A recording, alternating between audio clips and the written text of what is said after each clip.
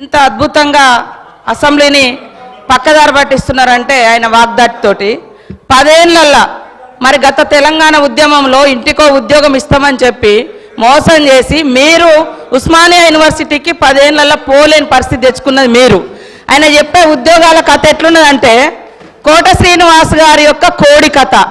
నోటిఫికేషన్లు ఇస్తే ఇచ్చుడు, ఈసారి మళ్ళీ ఓట్లు వేస్తే మళ్ళీ తర్వాత ఉద్యోగాలు ఇస్తాం, అట్లా అట్లా ఆశ పెట్టుకుంటా మీరు మోసం చేసుకుంటూ వచ్చారు.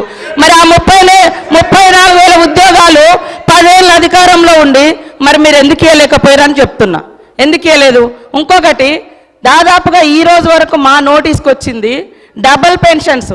డబుల్ పెన్షన్స్ అంటే సర్వీస్లో ఉండి రిటైర్డ్ అవ్వడమో లేదా వాళ్ళ కుటుంబానికి వచ్చేటువంటి 20,000, 1,00,000 ఇట్లాంటి పెన్షన్స్ తీసుకునే వాళ్ళు మీ హయాంలో దాదాపుగా ఇప్పటి వరకు మాకు వచ్చినాయి 5,600 లిస్టు. లక్ష్మమ్మ గారు కూడా 24,000 పెన్షన్ తీసుకుంటుంది సార్. సరే, లోకల్ అధికారులు రికవరీ చేసినట్టుంది, అది మా నోటీస్కి రాలేదు. ఆమె 24,000 పెన్షన్ తీసుకుంటుంది, ఇటు 2,000 పెన్షన్ కూడా తీసుకుంటుంది. ఇంకొకటి, వారు చెప్పారు ఉద్యోగులకు 2 పెన్షన్లు ఇస్తామని చెప్పారని. ఎస్, మీ ప్రభుత్వంలో రాగానే ఆశా వర్కర్లు కావచ్చు, అంగన్వాడీలు కావచ్చు, బస్ డ్రైవర్ల తల్లిదండ్రులు కావచ్చు, వాళ్ళ పెన్షన్ కూడా తీసేసారు. కానీ మీ నాయకుల కుటుంబాలు, వాళ్ళ తమ్ములు అన్నలు వాళ్ళు తీసుకున్నారు కార్పొరేషన్ల పేరు మీద, వాళ్ళ కుటుంబంలో పెన్షన్ తీసుకున్నారు ఉద్యోగం వస్తుందని. కానీ వేరే చిరు ఉద్యోగుల యొక్క తల్లిదండ్రుల పెన్షన్ మాత్రం మీరు తీసేసారు సార్. కాబట్టి మీరు మాట్లాడేటప్పుడు వాస్తవాలు చూసుకోవాలి. ఇంకోటి మేము బాగా సంపద పంచినాం. 25,000 కోట్ల రూపాయలు హైవేలు, ఫామ్ హౌస్లకు, మరి అదేవిధంగా దున్నటువంటి వాళ్లకు, కష్టపడేటోళ్ళకేమో పట్టాలేదని మీరు ఇవ్వలేదు. మీరు ధరని తీసుకొచ్చి పాపం పేదోళ్ళు అనేక మందికి పట్టాలు ఇవ్వకుండా, ఎవరెవరికో పట్టాలు ఇచ్చేసి సాగులో ఉన్న వాళ్ళకి పట్టాలు ఇవ్వకుండా, రైతు బంధు రాకుండా అన్యాయం చేశారు. కాబట్టే గ్రామీణ ప్రాంత ప్రజలు మాకు పట్టం కట్టింది సార్. అదేవిధంగా పేదలకు ఇళ్ళ విషయం, మీరు ఇన్ని బిల్డింగ్ల గురించి చెప్తున్నారు. లక్షలాది మంది పేదోళ్ళకి ఇల్లు లేక ఇబ్బంది పడుతుంటే మీరు ఏ పేదోళ్ళకి ఇల్లు ఇచ్చిరు సార్? 10 ఏళ్ళల్లా ఎవరికి ఇల్లు ఇచ్చిరు? కాబట్టి మీరు ఇల్లు ఇవ్వలేదు. బంగ్లాలు చెప్తున్నారు, ఓకే, బంగ్లాల గురించి చెప్తున్నారు, ఓకే, పేదల బాధల గురించి కూడా మాట్లాడండి. కాబట్టి ఇవాళ అనేక అవుట్సోర్సింగ్ ఉద్యోగులకు సంవత్సరాల తరబడి, నెలల తరబడి జీతాలు ఇవ్వకుండా ఇబ్బంది పెట్టింది మీరు. మేము నిజంగానే అనుకున్నాం సార్, మీరు రోజు ధనిక రాష్ట్రం బంగారు తెలంగాణ అంటే బయట నుంచి మేము కూడా అదే అనుకున్నాం, బంగారు తెలంగాణే ధనిక రాష్ట్రం అని.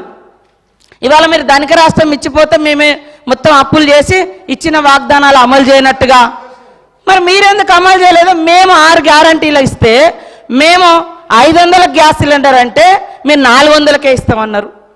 మేము 15,000 అంటే రైతు భరోసా, రైతు బంధు మీరు 16,000 అన్నారు. మరి అన్ని ఎన్నికల ముందు మీరు కూడా మేనిఫెస్టోలో పెట్టిరు. 10 ఏళ్ళు అధికారంలో ఉండి చేయలేదు, కానీ ఎలక్షన్ మేనిఫెస్టోలో మాత్రం పెట్టుకున్నారు. అంటే మీరు మోసం చేద్దామని కదా. మీకు వ్యవస్థ తెలిసి కూడా మేము బయట నుంచి మా ప్రభుత్వం ఆశతోటి నిజంగా ప్రజలకు బాగు చేయాలని మా ప్రభుత్వం ఇవన్నీ పెట్టినాం. మాకు టైం ఉంది, ఇంకా మాకు టైం ఉంది చేసుకోవడానికి. మీరు 10 ఏళ్ళలో చేయలే కదా. మీరు అన్ని పేపర్ లీకేజీలు ఇచ్చారు, ఇండ్ల పేదలకు ఇండ్లు ఇవ్వలేదు.